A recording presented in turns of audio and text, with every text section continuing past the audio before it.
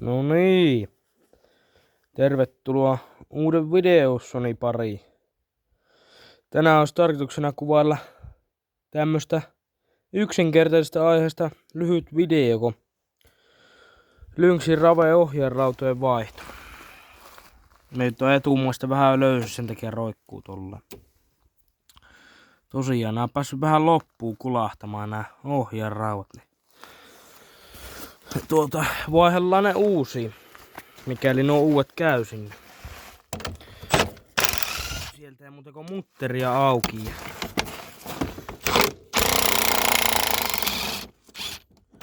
Mutteria auki ja rautaa pois ja semmonen. Vähän on kulunut loppuun. Sitten haetaan tältä pakettia. Verrataan niitä vähän noihin vanhoihin. Tai vanhaan. Katsotaan millainen. Onks niissä jotain eroja. Ja nehän näyttäis olevan ihan tismalleen samat, niin ei muuta kuin tuota pakettia auki. Jotta sieltä vaan lähtee. No. Ei tästä nyt meinaa tarvetta kyllä tulla. Ei Niko, ei millään meinaa. Miten ne tuolla jo sinne? No niin. Sieltä ohjaa rautaa ja sieltä mihin tuolla on nuo reijät ja no väärinpäikkos tyhmä on sitä laittamassa. Ei sitä nyt noin pääs sinne ko. No nyt. Sitähän miekin, että ei sitä nyt ihan noin pääs sinne voi laittaa. Sinne muntteri lähöille.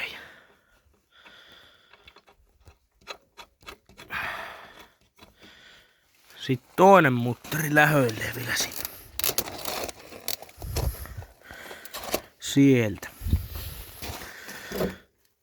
Sieltä toinen mutteri lähöilee.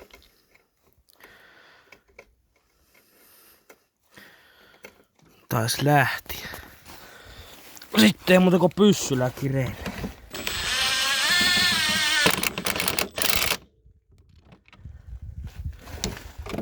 Sinne sama juttu.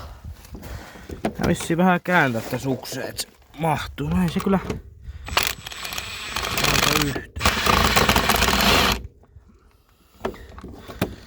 Tee sen sais ton pyssy tonne nyt mahtumaan. Sinnehän se meni. Ja tuolla. Noin. Se tuntuisi siellä pysyvän. Se rauta. Pitää vähän vaan katsoa pitäisikö sinne heittää jotkut rikaat, niin ei tulisi tuo läpi. Ei tulisi läpi sit tuolta. Meenpäs käytän nuo vielä auki, niin katsellaan sinne jotkut rikaat.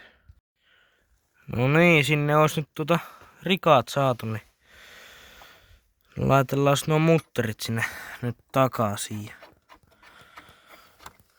Sitten tuolta toista mutteria. Sitten ei muuta kuin takaisin kiinni.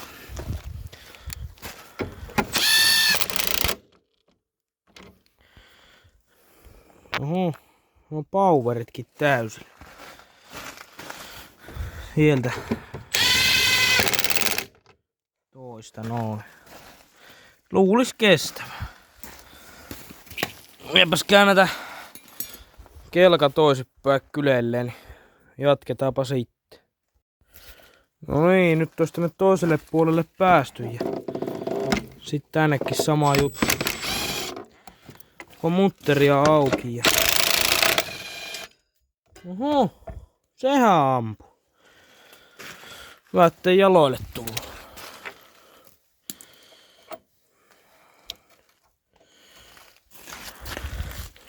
Joo, se teki tommosen tempun. Se pitää varmaan, se jäi tonne tuolle, niin pitää varmaan pihit hakea, että saa poistua. Pihit hakea. Ja tuokaan ei lähtenyt. Meipäs hae pihit ja me näppäräilen nuo irti, niin katellaan sitten. No niin, nyt sain pois, mutta vähän aikaa joutui taistelemaan. Seko on mennyt tämmöiseksi.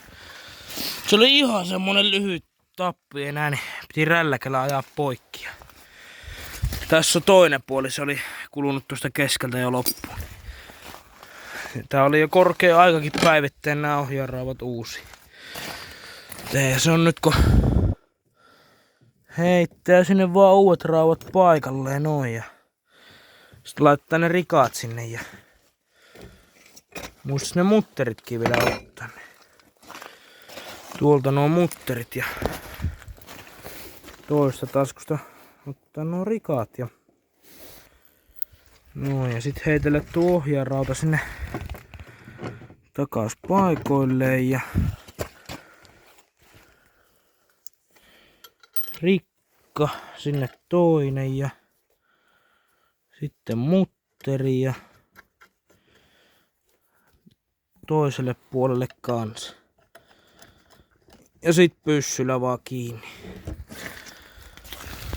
Tuolta pyssyllä kiinni. Noin ja sit tuo etummainen tosta kanssa. Pikkusen vielä tuolla. No.